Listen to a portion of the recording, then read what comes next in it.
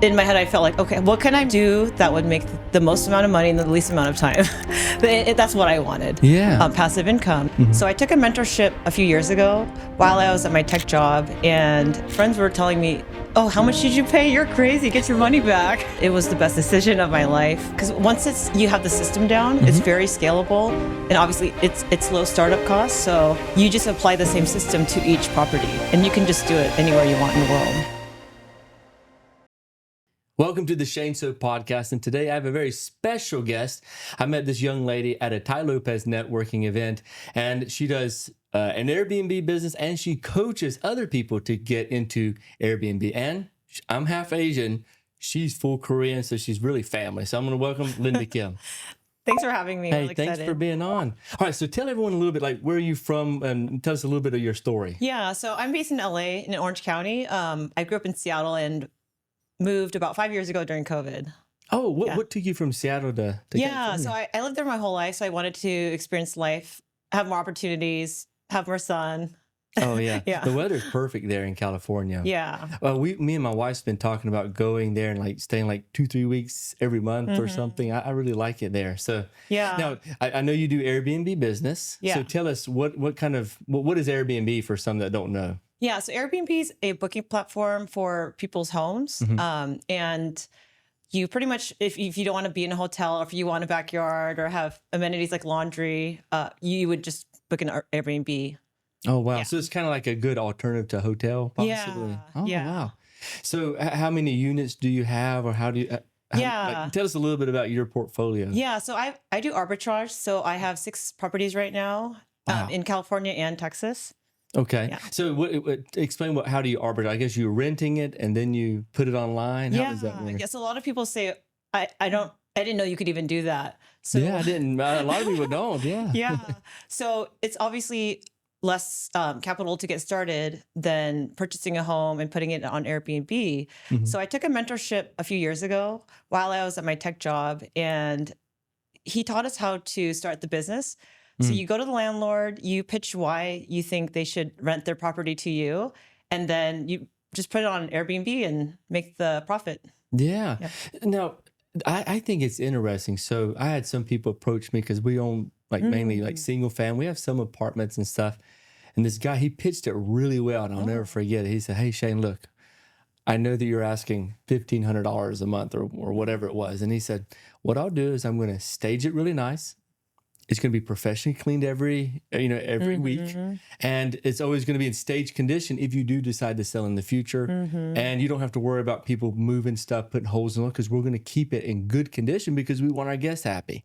And I thought that was just an amazing pitch. And I ended up renting it to him. Oh, wow. So it is a win for landlords to do that. Yeah, 100%. So every landlord I've worked with, we have a business partnership. So they renew the lease every year because they love it. Because they're pretty passive. Oh, wow. Yeah. So tell me a little bit. So if you were pitching this to me, how is it structured exactly? Yeah. So it's pretty much everything you said is the way I pitch it too. But oh, man. Yeah. Better when it comes from a lady. I think women are better than guys at this, you know? Okay, good. Yeah. So you want to structure it in the sense of how are you adding value and benefit for them versus, I'm just coming in, I want to rent your place to run it as a business. You're really saying that, I'm adding value by keeping it clean. You're not having to come and fix things when something goes wrong. You don't come a year later after a long-term tenant leaves and find the house is trashed. Oh, that makes sense. Yeah. Yeah. So, and then I also let them know that they can come visit it anytime they want. So they have access, because long-term tenants, you don't really go into their place. That's right. Yeah. So apparently you're very successful in this because we've talked before. And what do you want to scale this to? Like in 3 to 5 years, how many doors do you want to have? Or do you like keeping kind of small? Yeah, no, I would love to grow it to at least 20, if not more. Wow. Yeah, because once you have the system down, it's very scalable. And obviously it's low startup costs. So you just apply the same system to each property, and you can just do it anywhere you want in the world. Well, whenever you usually get with these landlords and you're talking, is there already furniture in there, or is that the small out of cost pocket that you handle, or how does that work? Yeah, that's a great question. So I'm asking so many technical stuff because I really want to understand how this works. I think it's really cool. Yeah, so usually you could rent it furnished. I think I've seen properties that come as an existing Airbnb, but I typically rent it unfurnished, and then that way I can just put in whatever I want. But typically, you would probably just buy it or rent it empty and then design it the way you want it. That's amazing. And this works everywhere, I believe, right? Yeah. And what got you interested in Airbnb arbitrage exactly? Was it like an ad, or was it at a conference, or how did you find out about it? Yeah, so I was in tech. I had nothing to do with real estate. So it was a completely different world. And it's super random because I would just see on Instagram, social media ads popping up here and there. And at the time I was thinking, oh, I have my day job. I was doing well, but I felt like I wanted to make more income. And in my head, I felt like, okay, what can I make or do that would make the most amount of money in the least amount of time? That's what I wanted. Yeah. Passive income. So I just saw mentors popping up. Something about my mentor that I hired. And what's his name? Chris Choi. Chris Choi. And he's Korean too, you told me. Yeah. I'm telling you, us Koreans are taking over. Okay, I'm sorry. Okay, yeah. So Chris Choi. Yeah. And I was thinking about what about him was credible to me that over everybody else. And I think he was really pitching the lifestyle. He had credibility with, featured in Forbes. And I think those are the two main things. And he just seemed like through the the videos, just seemed like a genuine person. So he was being more selective of, send in your application. I'm going to choose 10 people a month. Oh, so he's more interviewed. He wanted quality people. And clearly you made it. Yeah. So I was like, okay, I'm just going to apply for this. I probably won't get chosen because he says, oh, I get hundreds of applications. So, put your best foot forward. So I just did it. And then I just forgot about it. And I think, so he did reach out. And then I was like, oh, okay, well, I guess I'll talk to him. We talked, and then it wasn't a big investment for me at the time because I just never invested that much money into a coach or mentor.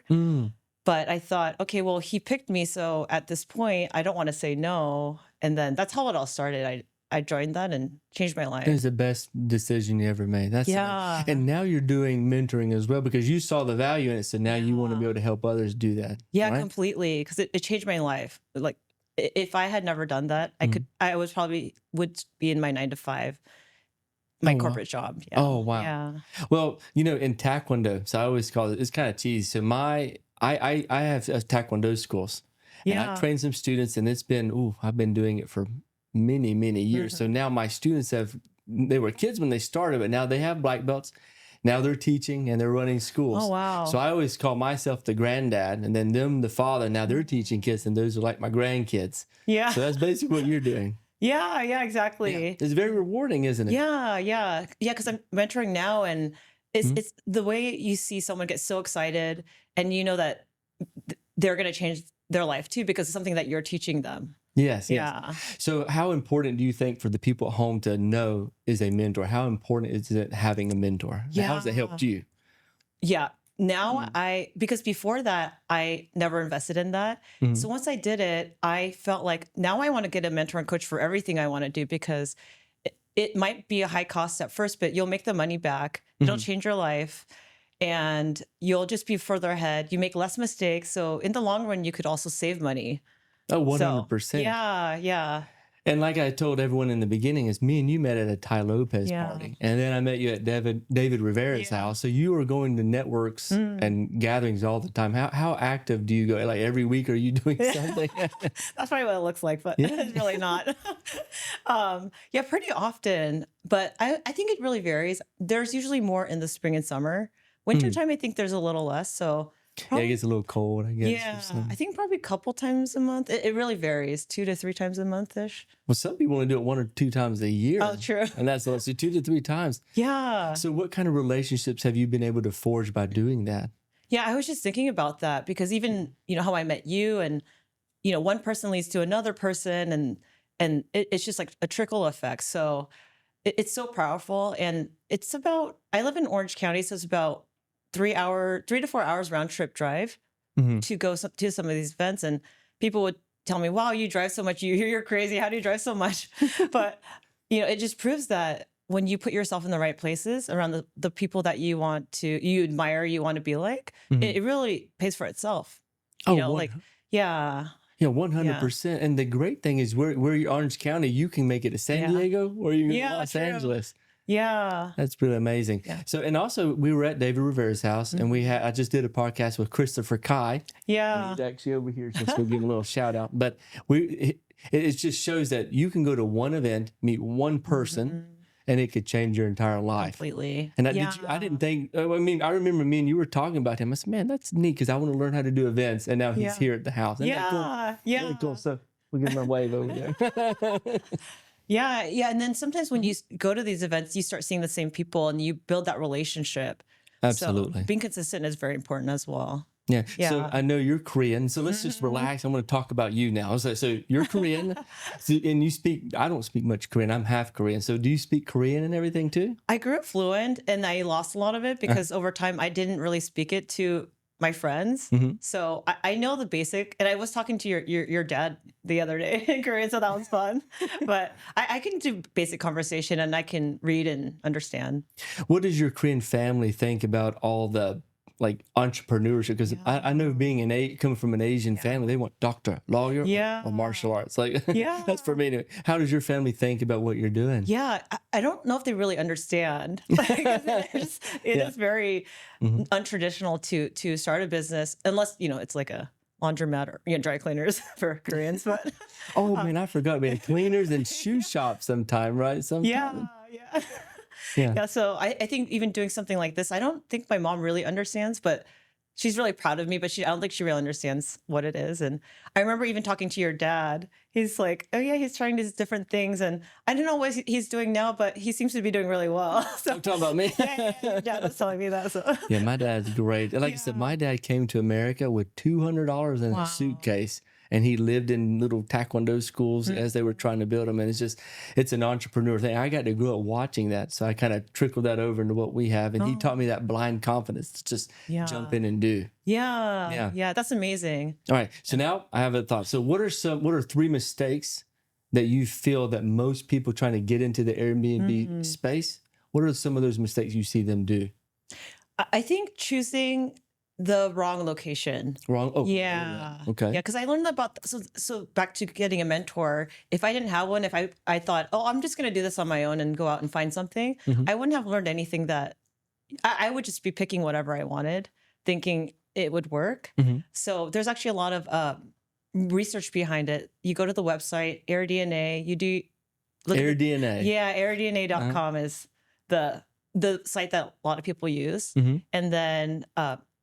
doing that is key because you want to look at the occupancy rate, average daily rate to make sure. Yeah. So AirDNA will kind of tell you the different locations and what is it kind of like comps, I guess? Is that it's very specific. Oh, wow. Yeah. Okay. Yeah. And what's another mistake that you see them make? Yeah. I think not designing it well. A lot of Airbnbs, if you see, they don't put much effort into it and a lot of them don't get booked. So I started designing my Airbnbs from the beginning and I started that into a business as well. And I'm able to charge more now wow, compared to the other people because of the design. So super powerful. You the layout and everything has to be perfect and you have to have a good experience. Exactly.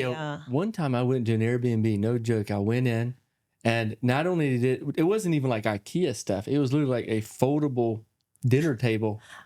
Was most of the tables in there. And then when I went in, it looked like the blankets were just thrown on. I had hair on it and all that stuff. And I was like, And I remember thinking, man, that who knows what's going on here? And but most of the time, it's always a good experience. But I just remember a few of those crazy times. What crazy stories have you heard from Airbnb from bad hosts? Oh, well, I know there's some squatter situations. I haven't experienced that. And I think, as the guest staying there. Oh, well, I'd like to hear this too. Yeah, I didn't think about that, but yes, the person they don't want to leave. Yeah, I heard about that recently. Oh, that'd be I crazy. guess you can't really kick them out. I don't know how that works, but I wonder what it is. I know that in Georgia, I believe if they're here more than like 48 hours, or it might be 7 days. I need to look at it. So if I invite like a friend over for more than 48 hours or 7 days, technically, if he chooses not to leave, I'd have to evict him.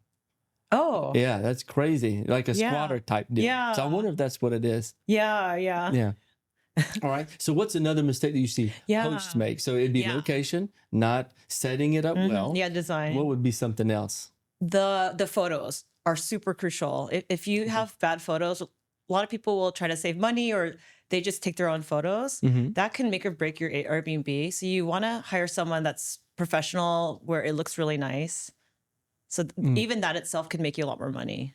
Oh, that makes sense. Okay. So whenever you're traveling, do you kind of take notes? Do you stay at other Airbnb sometime? I do, but not as often as I should. Well, you definitely travel a lot.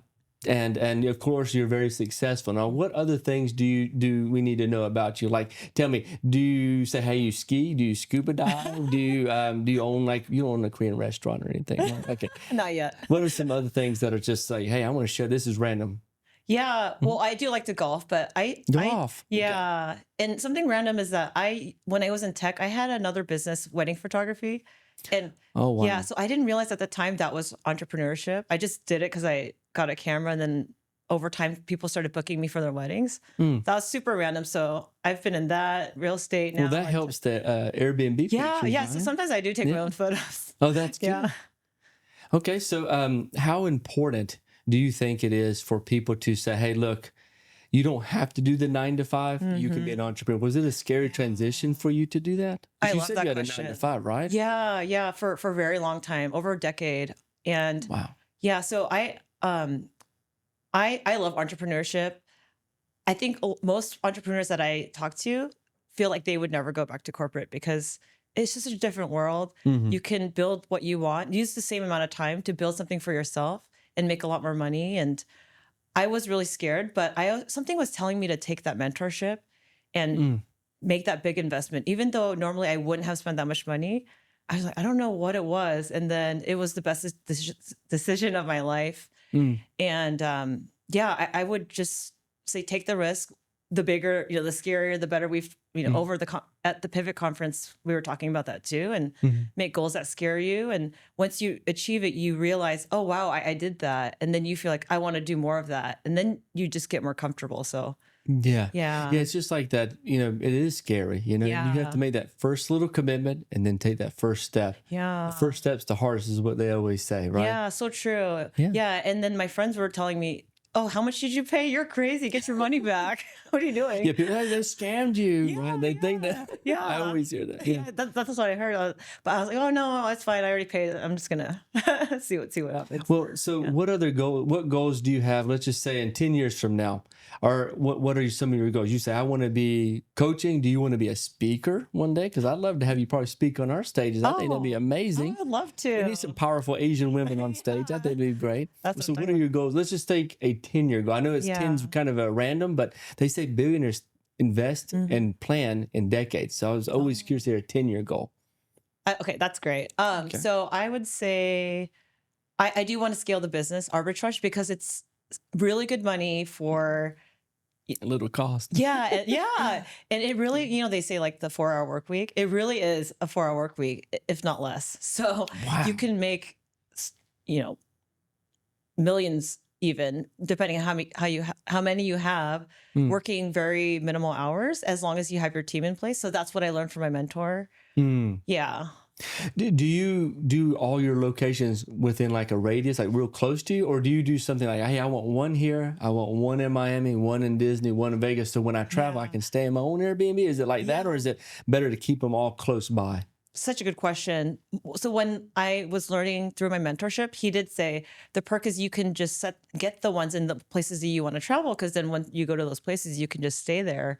So yeah, so I have clustered them in California, but when I went to Texas, so I went out of state. So you could just do it anywhere you want. Wow. Yeah. You need to come here to Atlanta then, huh? Yeah. I was thinking that too. Do you come to Atlanta often, or is this your first time? That's my first time. You're going to come back and visit us some more? Definitely. Yeah. Okay. So real quick to tell everyone at home where they can find you online, because I want them to be able to see the value that you're giving. Because me and you've talked off camera a lot, and you're very passionate about Airbnb too. Okay, it's not just I like his business. You actually really love it. Where can everyone find you online to get more information about you? Yeah, so on Instagram, I'm under Linda Kim. So my social media for the businesses are under that account as well. And I have TikTok. I just started that. So that's under Linda Kim as well. Awesome. Yeah. And then, of course, I do real estate. So I'd love to find a way to get you to come speak at one of our workshops and teach, that way, because we want to teach as many strategies as possible. Yeah, I think what you're doing is phenomenal and amazing. Oh, thank you so much. So I just want to say thank you, Linda, for being on the show. Thank you. We'll see you guys later.